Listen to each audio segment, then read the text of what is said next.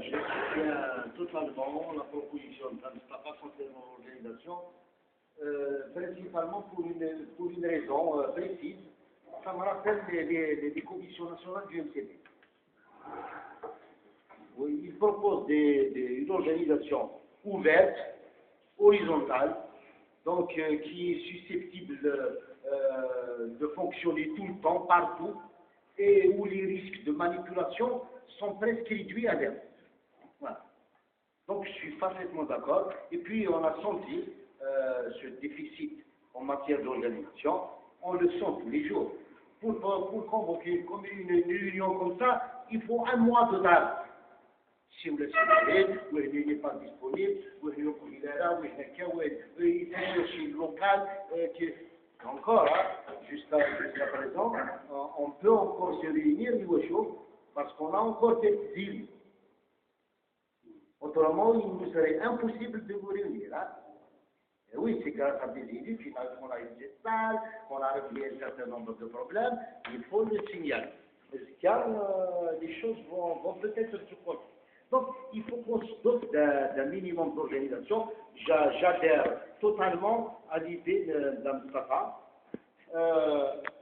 Qui je vais intervenir, je vais choisir un angle assez singulier.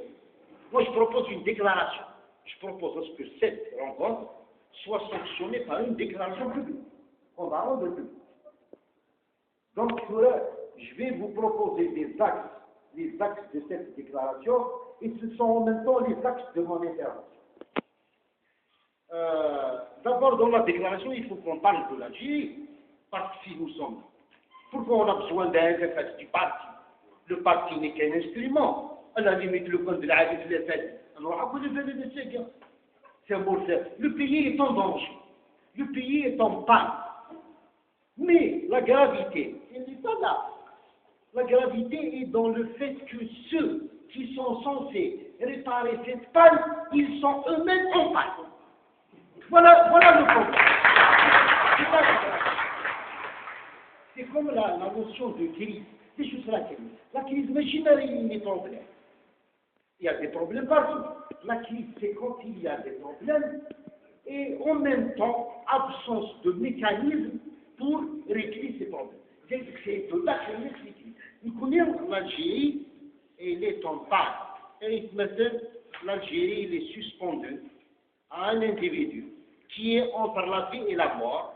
Et beaucoup de rumeurs circulent d'ailleurs, surtout depuis hier, faisant état même de sa mort, de son décès. Le pays est suspendu à cette personne que vous connaissez tous. Le pays, il a mis 4 mois après une élection législative pour accoucher d'un gouvernement à la césarienne. 4 mois. Eh, mais si tu fais une élection législative, dans les dérives du FFS, la situation du FFS, elle s'aggrave de jour en jour. Il participe aux élections. Alors, ils s'en foutent que le pays reste sans gouvernement légitime. Parce qu'une élection législative, c'est pas seulement le renouvellement de l'Assemblée nationale. C'est en même temps le renouvellement de l'exécutif, qui doit être à l'image de la majorité issue de l'élection. C'est ça Non, il y a une élection, non, le gouvernement a le temps. C'est-à-dire qu'il n'y a plus aucune relation entre l'élection législative, la nomination d'un gouvernement, l'élection d'un président. Voilà, c'est isolé, c'est d'une gravité sans précédent. Alors que le FFS, l'un des devoirs, le FFS, c'est qui ça, une des devises, il y a beaucoup de devoirs, le devoir de lucidité, le devoir d'île. L'un des devoirs du FFS, c'est le devoir de pédagogie. C'est expliquer pourquoi il ne faut pas faire comme ça, pourquoi il faut faire comme ça, pourquoi ils ont fait comme ça, pourquoi ils n'ont pas fait comme ça. On a perdu tous les devoirs, aucun sens du devoir, aucun sens de la responsabilité. Donc nous avons un pays en panne et un FFS qui sont lises. Même pourquoi ils sont rentrés dans la restructuration autoritaire. Ils sont en train de restructurer à pas de charge. C'est vraiment une restructuration, j'allais dire, militaire. C'est vraiment militaire. Parce qu'on a dit, parce qu'on a annoncé, venez nous punir, on est toujours FFS et notre objectif, c'est la reconquête des fictions. Ils sont en train de livrer des fictions aux ennemis du FFS. À n'importe qui. Ce n'est même pas des clientèles. On n'est plus au stade de la clientèle. C'est incroyable. On n'a jamais vu ça. Des listes dans des sections, des listes de militants, composées de 4 familles. Il n'y a que 4 noms. 100 militants, 4 familles. C'est tout. On a vu des sections qui ont maintenant à leur tête des anciens indicateurs de la police, que tout le monde connaît, notoirement connu. Écoutez, ils ont rameuté des gens qui, il y a quelques années, étaient tête de liste du RND, candidats du FLR, etc. Il y a un Dieu. Donc, du côté du FFS, du côté de l'appareil, du côté de l'appareil, il ne faut pas se faire d'illusions. Donc, à mon avis, dans la déclaration, il faut qu'on parle de la situation du pays. Bien sûr, il faut un paragraphe comme ça. J'aurais aimé qu'on mette en place une commission de rédaction, un comité de rédaction qui va rédiger tout ça, c'est-à-dire le lier à la situation internationale. Le monde bouge. Le monde bouge. Vraiment, ce qui se passe un peu partout dans le monde. Surtout dans les pays du Sud. La crise au Nord, vous savez, ça a toujours été comme ça depuis la nuit des temps. La crise des pays du Nord, qui c'est qui la paye? C'est les pays du Sud. C'est ce qui explique ce qui se passe en Tunisie, en Égypte, en Libye, en Syrie, ce qui va se passer en Iran, etc. C'est la facture de l'échec du capitalisme international, il est payé par les pays du Sud. Il est de notre devoir de développer ce genre d'analyse. C'est social. Donc c'est ça qu'une approche. Et si vous voulez qu'on incarne réellement le parti, il faut qu'on ressuscite, il faut qu'on se réapproprie les analyses de gauche. Donc, il sera un monde qui bouge. Et nous, dans ce monde, on est des petits. On peut être demain la prochaine victime de la stratégie de l'axe américano-européen. On peut être la prochaine victime. L'Algérie peut être la prochaine victime. Et ce qui se passe dans la région du Sahel, peut-être est déjà un prélude à quelque chose de beaucoup plus important. Donc, la situation du pays, un pays en panne, dans un monde de plus en plus dangereux, c'est-à-dire qui aggrave notre vulnérabilité. Et on parle de la situation du FFS qui montre de plus en plus des signes d'incapacité à prendre en charge les sollicitations citoyennes et à construire l'alternative démocratique. Voilà ce qui justifie notre existence. Donc il y a une dérive, pour qu'on ne se trompe pas. Il faut qu'on revienne aux objectifs. Quel est notre objectif? Il ne faut pas que la dérive de l'appareil fasse disparaître les idéaux du FFS, pour lequel plusieurs générations se sont battues. J'ai l'impression, la nuit dérisoire, la nuit dérisoire. Nous sommes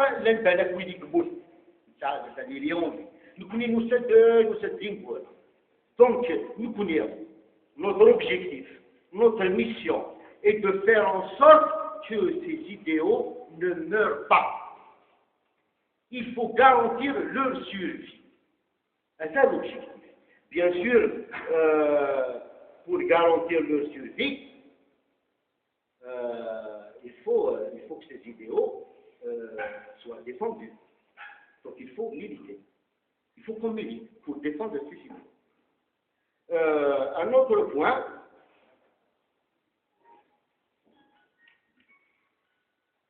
je vais parler des élections. Et j'imagine les élections locales n'ont rien à voir avec les élections législatives. Parce qu'ils n'ont rien à voir. Ce n'est pas la même chose. Participer à une élection législative est une chose, participer à une élection locale est une autre chose. Il ne faut pas que le débat sur l'élection locale soit un tabou. Il ne faut pas que ce soit un tabou entre nous. Pas du tout, ça.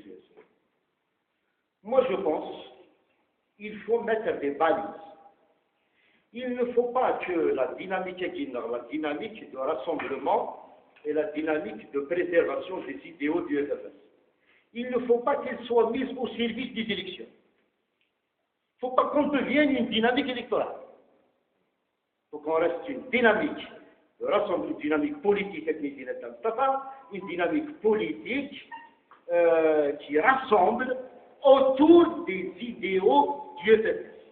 Et notre objectif fondamental, c'est la préparation de la conférence nationale sur la construction de l'alternative démocratique. C'est notre objectif. Voilà l'objectif. Attends, le meeting, ce n'est pas l'objectif. Le meeting est un moyen. On va leur dire quoi? Eh oui, les objectifs, il faut les définir. Les moyens, c'est une autre chose. Donc la conférence nationale doit dire l'objectif. Le meeting est un moyen, on va le faire. Il ne faut pas que la dynamique soit absorbée par les élections. Mais il ne faut pas aussi passer sous silence ces élections. Parce que l'un des objectifs de l'appareil, en menant cette restructuration autoritaire à pas de charge, c'est d'éliminer toutes les potentialités du parti et de les empêcher de présenter leur candidature. Ils ne veulent pas seulement les sections, ils veulent les sections, ils veulent les APC, ils veulent les APV, ils veulent les sièges députés, ils veulent tout. Ils ne sont pas rentrés au gouvernement. Bien sûr, il y en a qu'on n'a pas voulu. Ils n'ont pas voulu. C'est les autres qui n'ont pas voulu. Nous, ils voulaient rentrer au gouvernement. C'est les autres qui n'ont pas accepté. Peut-être il y a une nouvelle configuration. C'est à nous de faire l'analyse.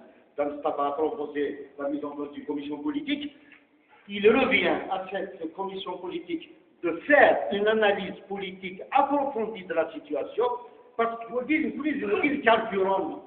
C'est les analyses politiques qui carburent. Si on n'a pas d'analyse politique, on ne peut pas avancer.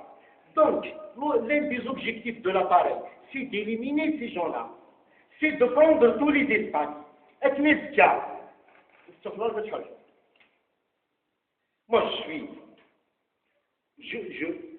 Moi, je pense que ça serait une erreur de dire que notre mouvement participe aux élections avec des listes.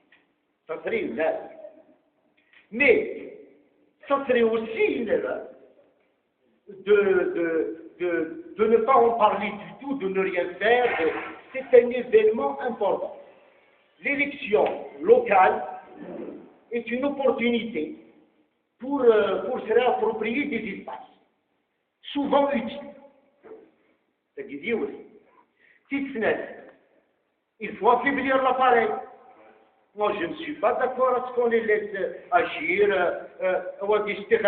وادي ريسي وادي استخرج وادي كونداني 5 سنين ودي تبريزونتير وكاكا وغان زين تاع زراين يبريزونتي ils font ce qu'ils veulent. Moi, je ne suis pas d'accord.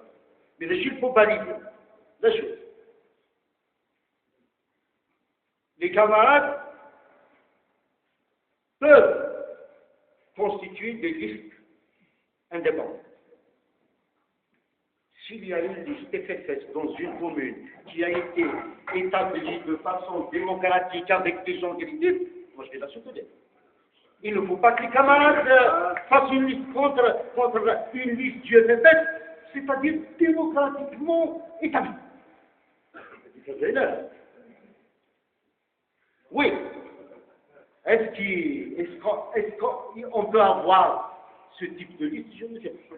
Mais là où une liste du FFS est correctement établie, moi, je ne vais pas la concurrencer. On n'est pas en concurrence avec le FFS. Là où les listes sont imposées, c'est pratiquement tous les cas. Il ne faut pas se cacher la vérité. Ils n'ont pas fait tout ça pour rien. Ça serait bête.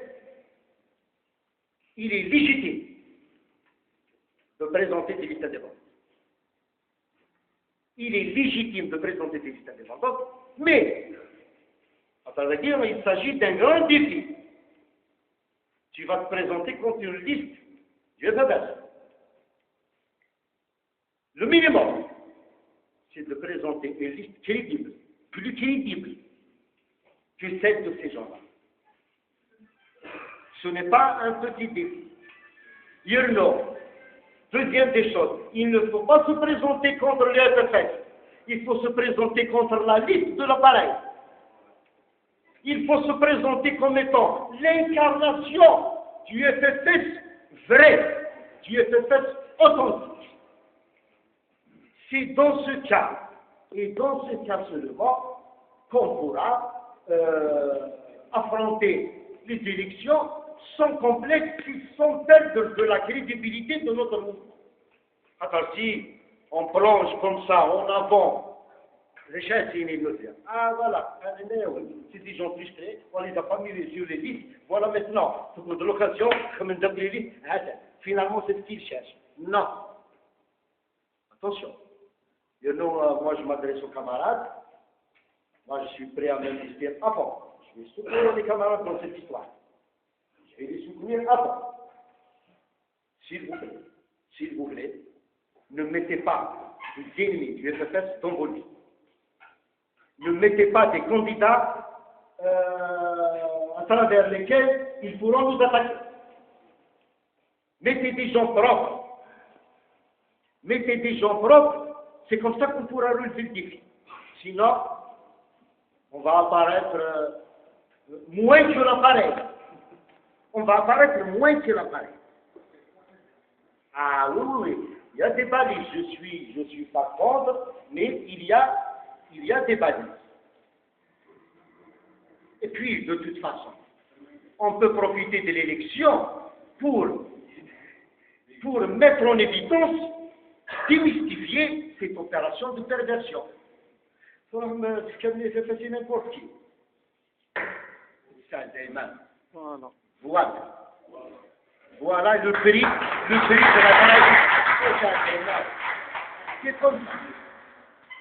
Donc moi, je terminerai en disant que, à la fin, il faut qu'on lance un appel.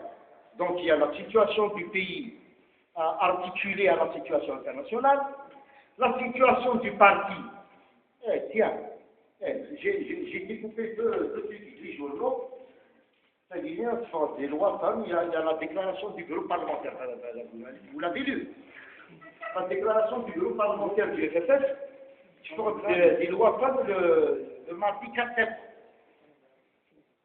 Mais c'est incroyable, c'est incroyable. C'est notre discours. C'est-à-dire que c'était une erreur que d'avoir participé aux élections du 10 mai. C'est incroyable.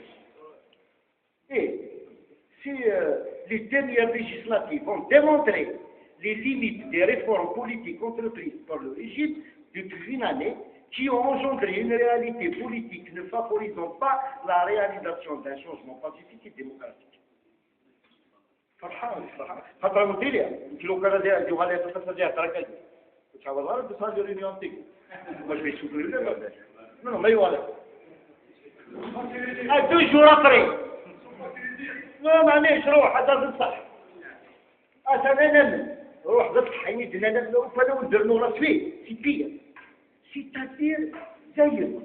mais 2 jours après, le discours d'ouverture du premier secrétaire de l'université d'Ité, c'est tout le contraire. Alors, le Chinois, qu'est-ce qui se passe? Est-ce qu'il y a une distribution de rôle?